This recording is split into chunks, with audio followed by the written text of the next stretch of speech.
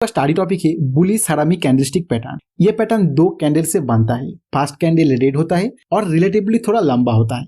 Second candle green होता है और इसका बॉडी छोटा होता है। इसमें सेकंड कैंडल का बॉडी फर्स्ट कैंडल बॉडी के अंदर होना चाहिए। इस तरह फॉर्मेशन के बाद ये पैटर्न किसी प्रेग्नेंट लेडी की तरह दिखने को लगता है, जैसे first candle mother and second candle baby. इसीलिए इस पैटर्न को हरामी कहा जाता है, क्योंकि हरामी एक जापानीज वर्ड जिसका मीनिंग है प्रेग्नेंट। और किसी भी पैटर्न का नाम ज्यादा मैटर नहीं करता है। नाम रख दिया जाता है उस पैटर्न का अपीयरेंस को देखते हुए, ताकि जब उस पैटर्न का बात किया जाए तो नाम से सब समझ पाए कि किस कैंडल्स के बारे में बताया जा रहा है। जो मैटर करता है वो है किसी भी कैंडलस्टिक पैटर्न बनने का पीछे बायर्स और सेलर का जो साइकोलॉजी है उसे समझना। फिर उस पैटर्न बनने के बाद प्राइस के ऊपर किसका कंट्रोल है, बायर्स या सेलर्स, उसे समझना और उससे कुछ इंटरप्रिटेशन निकाल पाना कि आगे का प्राइस एक्शन क्या हो सकता है। हमारा इस बुलिश हरामी पैटर्न में कैंडलस्टिक का रियल बॉडी और विक का साइज एंड पोजीशन के हिसाब से ये अलग अलग टाइप का दिखता है, जो आपका स्क्रीन के सामने है, आप देख सकते हो।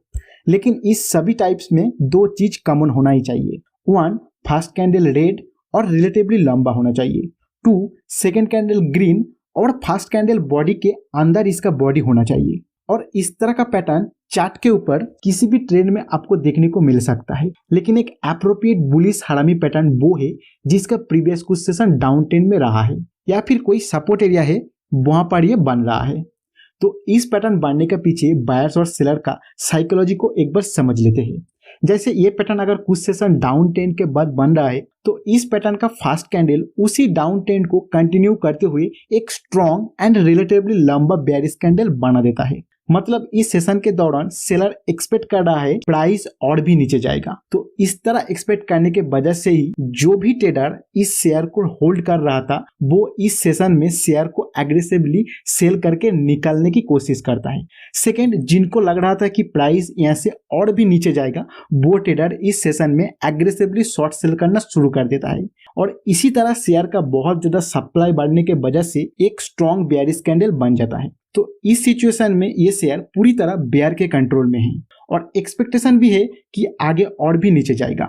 लेकिन नेक्स्ट सेशन अचानक बुल एक्टिव हो जाता है, मतलब बायर एक्टिव हो जाता है और वो इस प्राइस में खरीदने के लिए अट्रैक्ट हो जाता है और डिमांड बढ़ जाने पर गैप अप ओपन होता है और एक छोटा सा बुलिश कैंडल बना के क्लोज हो जाता है। तो जहां पर बेयर्स प्राइस को कंट्रोल कर रहा था और वो प्राइस को और भी नीचे जाएगा एक्सपेक्ट कर रहा था, अचानक बुल का इंटरेस्ट आ जाने पर और एक बुलिश कैंडल में क्लोज हो जाने पर बेयर्स पैनिक में आ जाता है। तो इस तरह बेयर्स प्राइस के ऊपर कंट्रोल खो देने के वजह से एक पॉसिबल ट्रेंड रिवर्सल को इंडिकेट करता है।